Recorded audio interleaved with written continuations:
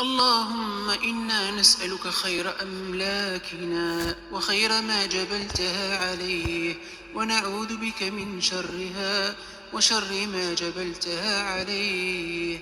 بسم الله بسم الله بسم الله. اللهم جنبنا الشيطان وجنب الشيطان ما رزقتنا. لا إله إلا الله لا إله إلا الله والله أكبر. لا إله إلا الله وحده. اللهم إني أسألك من فضلك ورحمتك فإنه لا يملكها إلا أنت.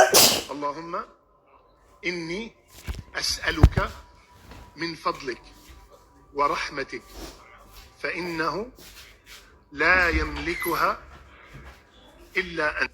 اللهم إني أسألك من فضلك ورحمتك فإنه لا يملكها إلا أنت. اللهم إني أسألك من فضلك ورحمتك فإنه لا يملكها إلا أنت. اللهم إني أسألك من فضلك ورحمتك فإنه لا يملكها إلا أنت. اللهم إني أسألك من فضلك ورحمتك فإنه لا يملكها إلا أنت.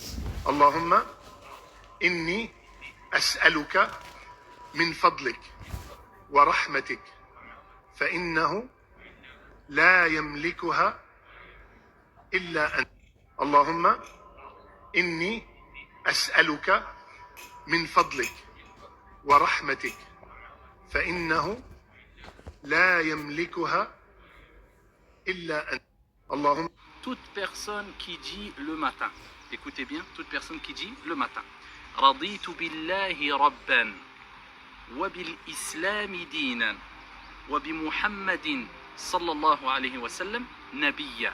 Simplement, tous les matins, le prophète dit, je lui garantis que je le prendrai par la main jusqu'à le faire rentrer au paradis. Toute personne qui dit le matin. We need your help to save the man. Le prophète alayhi afdalu salati wa azka taslim fi sahih a dit, il n'y a pas une personne qui dit 3 fois le matin et 3 fois le soir. Et ça c'est quoi? Adhkar al-sabah wal masa. Ça tout le monde doit les faire, surtout cette dua. Cette dua, faut la prendre par cœur. Bismillah. Ah, tu commences par le nom d'Allah. C'est une cause de baraka, le nom d'Allah. C'est une cause qu'Allah te protège. C'est une cause qu'Allah il bénisse ce que tu vas faire. Avant de manger, tu dis quoi? Bismillah. En te levant, tu dis quoi? Bismillah. Tu commences un sermon, tu dis quoi? Bismillah. Tu commences une chose, tu dis quoi? Bismillah. Bismillahi alladhi la yadurru ma'a ismihi shay'un fil ardi wala fis sama' wa huwa as-sami'ul 'alim. Pas compliqué. Vous allez dans ici Hisnul Muslim, la citadelle du musulman, vous allez la retrouver. Le prophète alayhi afdalu salati wa azka taslim fi sahih a dit, il n'y a pas une personne qui dit 3 fois le matin et 3 fois le soir. Et ça c'est quoi? Adhkar al-sabah wal masa. Ça tout le monde doit les faire, surtout cette dua. Cette dua, faut la prendre par cœur. Bismillah. Ah, tu commences par le nom d'Allah. C'est une cause de baraka, le nom d'Allah. C'est une cause qu'Allah te protège. C'est une cause qu'Allah il bénisse ce que tu vas faire. Avant de manger, tu dis quoi?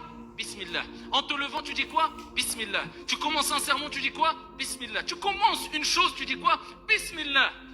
Bismillahi alladhi la yadurru ma'a ismihi shay'un fil ardi wala fis sama' wa huwa as-sami'ul 'alim. Pas compliqué. Vous allez dans ici Hisnul Muslim, la citadelle du musulman, vous allez la retrouver. Baraka, le nom d'Allah. C'est une cause qu'Allah te protège. C'est une cause qu'Allah il bénisse. Bismillah. Ah, tu commences par le nom d'Allah. C'est une cause de baraka, le nom d'Allah. C'est une cause qu'Allah te protège. C'est une cause qu'Allah il bénisse ce que tu vas faire. Avant de manger, tu dis quoi? Bismillah. En te levant, tu dis quoi? Bismillah. Tu commences un sermon, tu dis quoi? Bismillah. Tu commences une chose, tu dis quoi? Bismillah. Bismillahi alladhi la yadurru ma'a ismihi shay'un fil ardi wala fis sama' wa huwa as-sami'ul 'alim. Pas compliqué.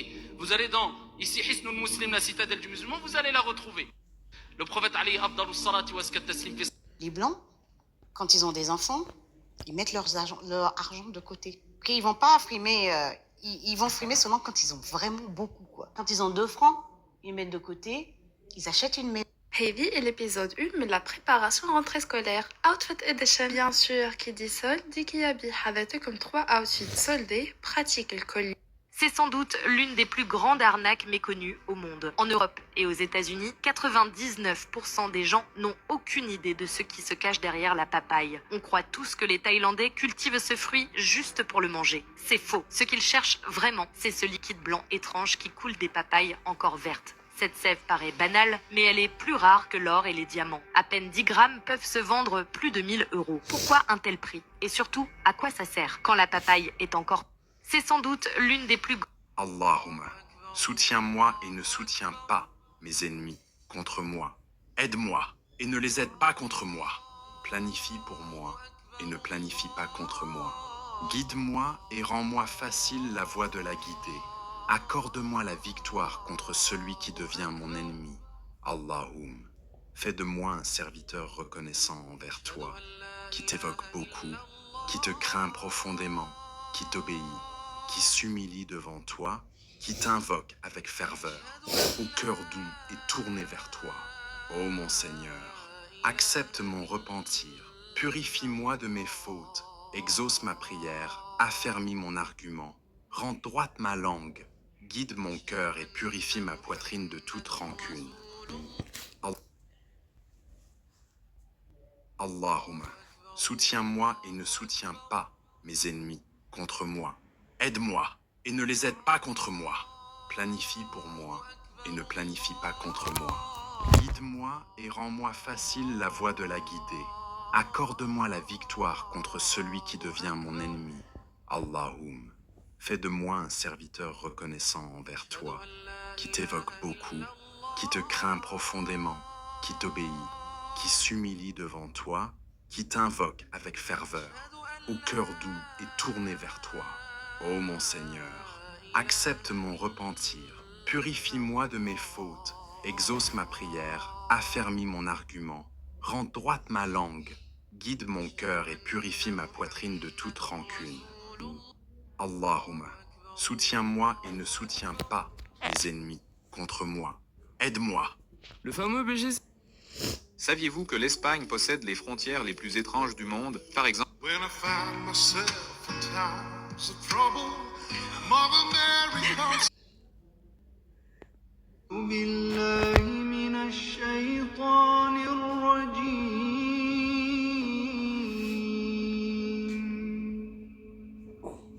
بسم الله الرحمن الرحيم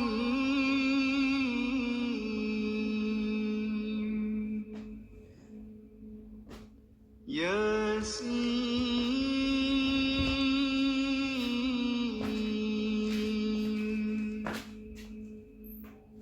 والقرآن الحكيم إنك لمن المرسلين على صراط مستقيم تنزيل أعوذ بالله من الشيطان الرجيم فجر ظهر العصر مغرب عشاء. Reprends ta prière, la mort ne prévient pas. 5 fois par jour. 5 fois par jour, tu refuses de répondre à l'appel d'Allah subhanahu wa ta'ala. 5 fois par jour. Maintenant, imagine, tu as une maman qui galère un petit peu à subvenir aux besoins de sa famille, elle a des enfants. Est-ce que ça te viendrait à l'esprit de lui voler le peu de nourriture qu'elle arrive à avoir 5 fois par jour? Non.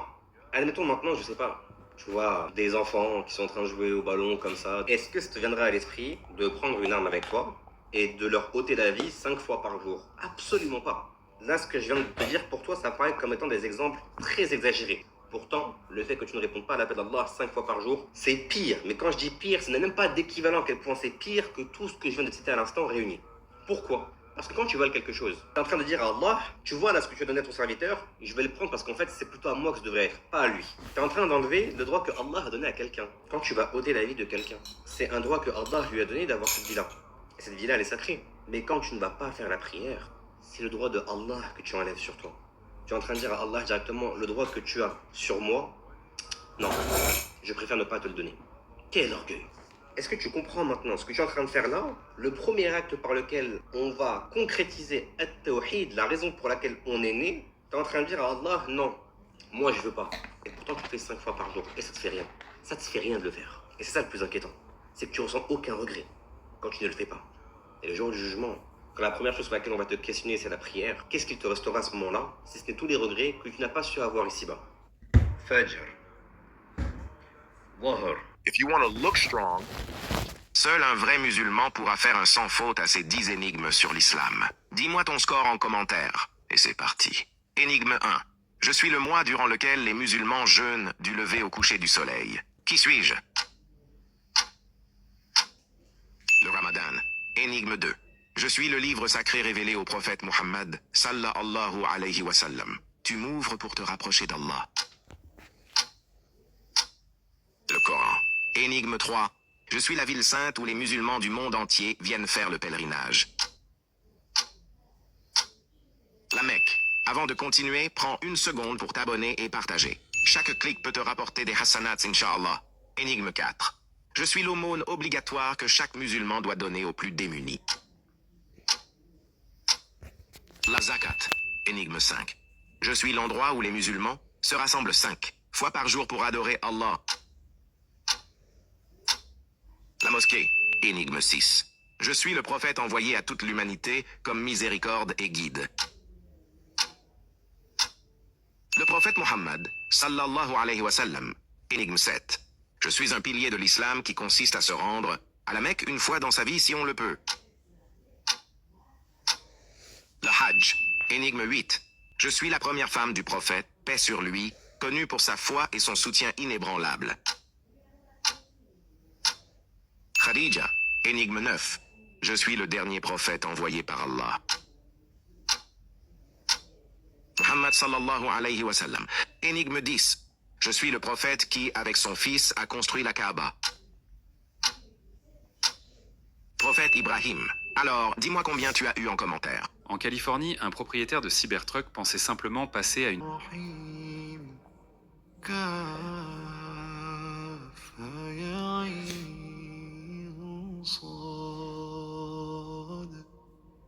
ذكر رحمة ربك عبده زكريا إذ نادى ربه نداء خفيا قال رب إني وهن العظم مني واشتعل الرأس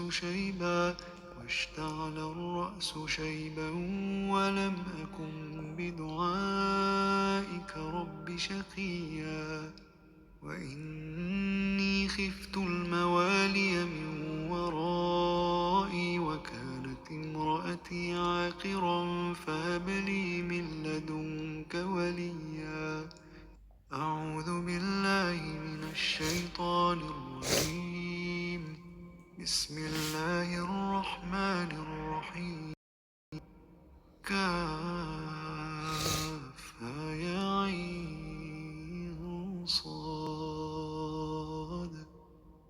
ذكر رحمة ربك عبده زكريا إذ نادى ربه نداء خفيا قال رب إني وهن العظم مني واشتعل الرأس شيبا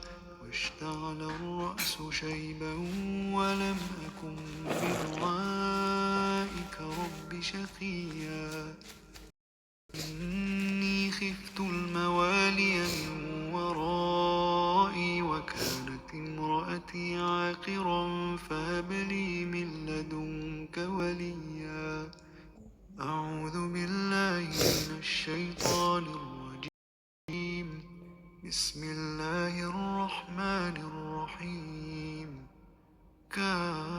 كافها يا عين صاد ذكر رحمة ربك عبده زكريا إذ نادى ربه نداء خفيا قال رب إني وهن العظم مني واشتعل الرأس شيبا ولم أكن بدعائك رب شقيا وإني خفت الموالي من ورائي وكانت امرأتي من لدنك وليا. Une mère se cache sous une table avec ses enfants et dit « Non, non », tremblant de peur. Juste à ce moment-là, son mari arrive et crie « Monica, où es-tu » Quand il se retourne pour partir, quelque chose tombe de la femme. Et l'homme revient rapidement et dit « Je t'ai trouvé ». Il s'approche et la femme supplie « Non, non, s'il te plaît ». L'homme la tire dessous la table. Ibn Omar, qu'Allah soit satisfait de lui, les mains au niveau des épaules lorsqu'il commençait la prière. Et lorsqu'il prononçait le takbir pour se pencher en ruku. Il levait également les mains lorsqu'il se relevait du ruku en disant Samia Allahu liman hamida, Rabbana wa lakal hamd. Allah a entendu celui qui l'a loué. Notre Seigneur, louange à toi uniquement. Mais il ne levait pas les mains lorsqu'il se prosternait en soujoud. Ibn Omar, qu'Allah soit satisfait de lui, rapporte. Le prophète levait les mains au niveau des épaules lorsqu'il commençait la prière. Et lorsqu'il prononçait le takbir pour se pencher en ruku, il levait également les mains lorsqu'il se relevait du ruku en disant Samia Allahu liman hamida, Rabbana wa lakal hamd. Allah a entendu celui qui l'a loué. Notre Seigneur, louange à toi uniquement. Mais il ne levait pas les mains lorsqu'il se prosternait en soujoud. Ibn Omar, qu'Allah soit satisfait de lui, rapporte. Le prophète levait les mains au niveau des épaules lorsqu'il commençait la prière. Et lorsqu'il prononçait le takbir pour se pencher en ruku, il levait également les mains lorsqu'il se relevait du ruku en disant Samia Allahu liman hamida, Rabbana wa lakal hamd. Allah a entendu celui qui l'a loué. Notre Seigneur, louange à toi uniquement. Mais il ne levait pas les mains lorsqu'il se prosternait en soujoud. Ibn Omar, Ici, les écorces de pastèque jetées d'habitude. Il y a un pote, il devait ouvrir un resto. كفروا من أهل الكتاب والمشركين منفكين حتى تأتيهم البينة رسول من الله يتلو صحفا مطهرة فيها كتب قيمة وما تفرق الذين أوتوا الكتاب إلا من بعد ما جاءتهم البينة وما أمروا إلا ليعبدوا الله مخلصين له الدين حنفاء ويقيموا الصلاة ويؤتوا الزكاة وذلك دين القيمة لم يكن الذين كفروا من أهل الكتاب والمشركين منفكين حتى تأتيهم البينة رسول من الله يتلو صحفا مطهرة فيها كتب قيمة وما تفرق الذين أوتوا الكتاب إلا من بعد ما جاءتهم البينة وما أمروا إلا ليعبدوا الله مخلصين له الدين حنفاء ويقيموا الصلاة ويؤتوا الزكاة وذلك دين القيمة لم يكن الذين كفروا من أهل الكتاب والمشركين This girl was enjoying a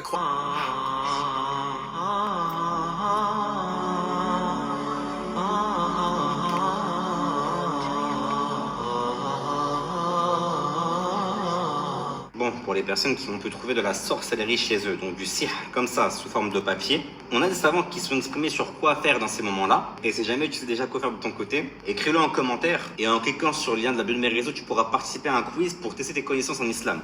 Et pour les gens sur YouTube, il suffit simplement de cliquer sur le lien qu'il y a en cliquant sur mon profil. Là, ce que je vais citer, c'est l'avis de Cheikh Al-Ruhaili, qui dit que quand une personne elle trouve un sihr comme ça chez elle, qu'elle lise les sourates protectrices. Surat al-Ikhlas, Al-Falaq, An-Nas. Et il faut lire dessus avant de l'ouvrir. Parce qu'il se peut qu'il y ait certains sorts sur lesquels il y a une forme de protection.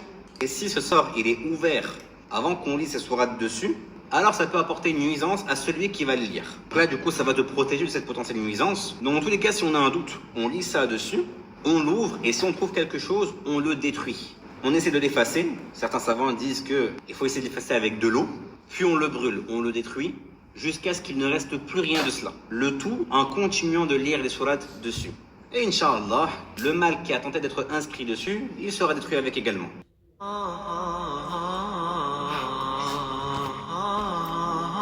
T'as vu, je livrais des pizzas. Changer ta vie et te garantir le paradis. Certes, Allah a dit, c'est à Allah qu'appartiennent les plus beaux noms. Invoquez-le par ses noms. Et le prophète, que la prière d'Allah et son salut soient sur lui, a dit, certes, Allah a 99 noms, 100 moins 1, celui qui les dénombre rentre dans le paradis. Bien évidemment que la personne apprenne ces noms par cœur, comprenne leur sens, invoque Allah par ces noms et les mette en pratique dans sa vie. Si tu ne peux pas mémoriser les 99 noms, mémorise au moins ces 2 noms. Mets-les en pratique dans ta vie et tes adorations. Ta vie changera, le paradis te sera assuré. Le premier, c'est Al-Basir, qui veut dire celui qui voit tout. Si tu arrives à mettre en pratique ce nom, tu te préserveras de beaucoup de péchés, car tu sais que Allah te voit. Celui qui est capable de voir une fourmi noire sur un rocher noir dans une nuit obscure. Le deuxième est le As-Sami, qui signifie celui qui entend tout. Si tu arrives à mettre en pratique ce nom, ta bouche ne va plus nuire à une personne. Tu ne vas dire que du bien, car tu sais que l'écoute d'Allah est perpétuelle sur toi, et tu vas t'en préserver de plusieurs péchés comme la médisance, la calomnie et ce trait.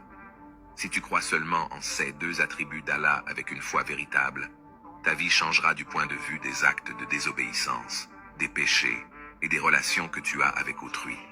Qu'Allah nous accorde le paradis. Partage ce réel aux autres.